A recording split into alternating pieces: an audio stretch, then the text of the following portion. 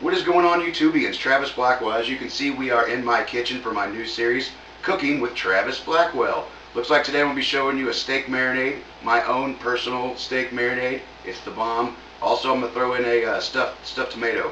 Everybody's had stuffed peppers and stuff like that. I don't know if a lot of people have had mozzarella stuffed tomatoes. I really like them.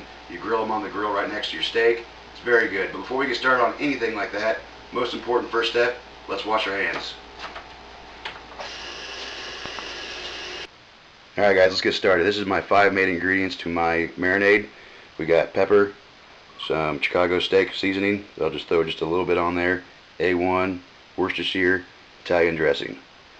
Alright, so get all this stuff out of the way here. Just got back from the butcher today.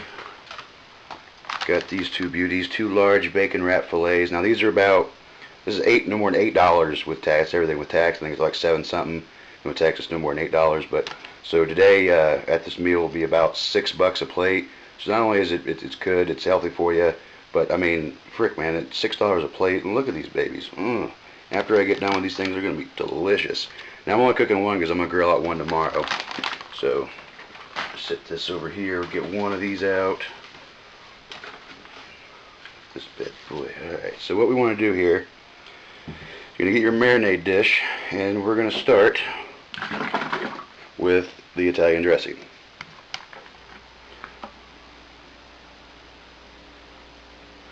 I'd say you want to put about a puddle about the size of the steak that you're marinating in. That's just a start. We're going to put a little more here in after a bit.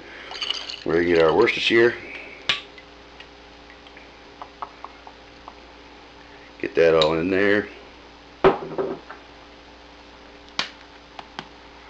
Some pepper.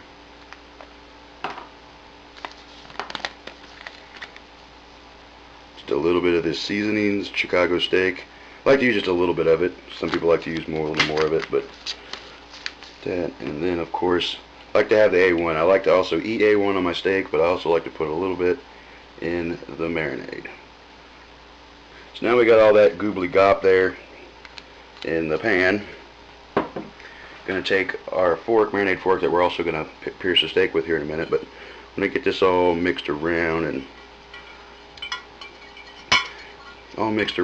lovely. And sorry if this hurts your ears on the mic here, but once we get that, we're going to take our steak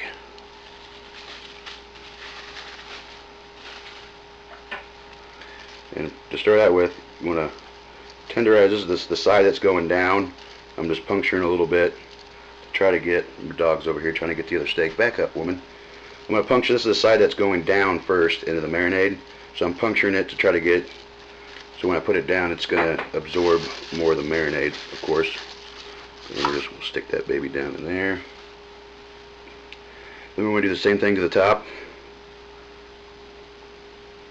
This is of course just to, you know, get some little holes in there to make all this marinade suck up into, you know. Alright, now we're going to basically do the same thing, except just not as much Italian dressing. So I'm going to put the little Italian dressing.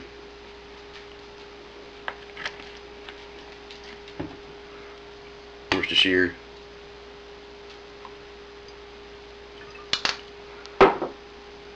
And A1. Now you'll notice I'm not putting any salt on it.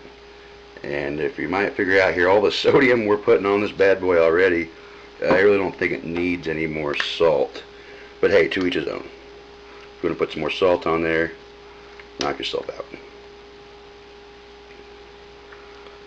So we got all that. Smear that around.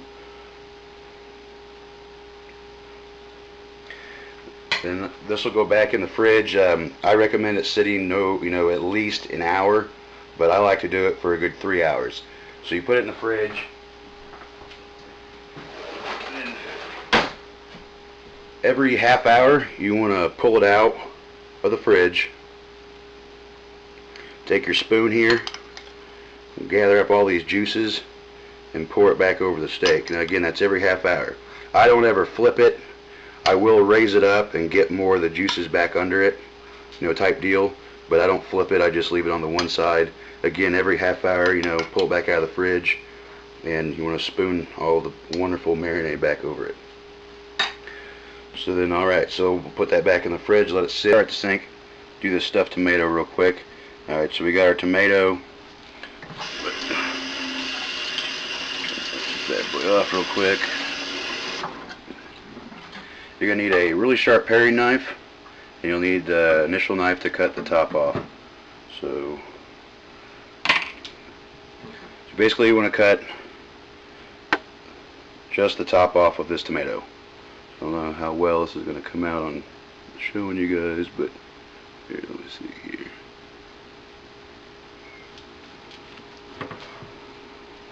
So basically I'm just cutting the very top off the tomato. Alright, so we're not going to need that bad boy anymore. Move on to our sharp paring knife. Put that in the disposal. Alright, so basically, see right there, here, and here, this is where it's connecting. So you just want to very gently, these things are sharp, come through and trace around the tomato. And only three hard parts, you know, are going to be however many of these are in it. But at that point, after you get that in, you want to take the paring knife, go straight in to the center. And again, you got to be very careful with your hand at the bottom of this bad boy. And you want to basically kind of cut that out. And at that point, you're going to need probably a spoon. And also, you can take a spoon and try to dig it out yourself, or try to dig it out that way, opposed from using the knife. You know, if you've never done it before. But just like that. So, still cleaning some of this out there. So you want to basically get everything out of it. All the seeds.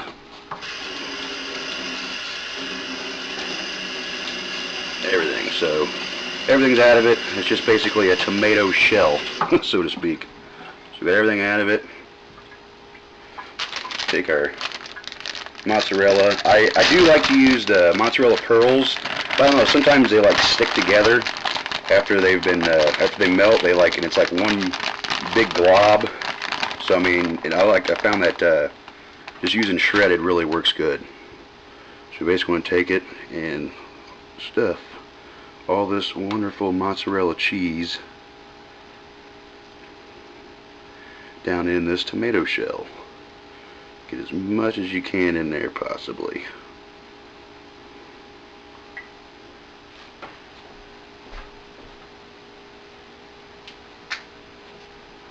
Take a little bit of pepper.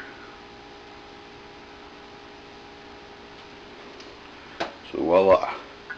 This will basically take about, I don't know, no more than 5-7 minutes on the grill. But once this thing gets done, it's going to be delicious next to that steak. Alright, our finished product here, we got one medium bacon wrap filet, mozzarella stuffed tomato, mac and cheese, cottage cheese, like a boss. That's all I got. I'm out of here. Grill beer for fuck's sake.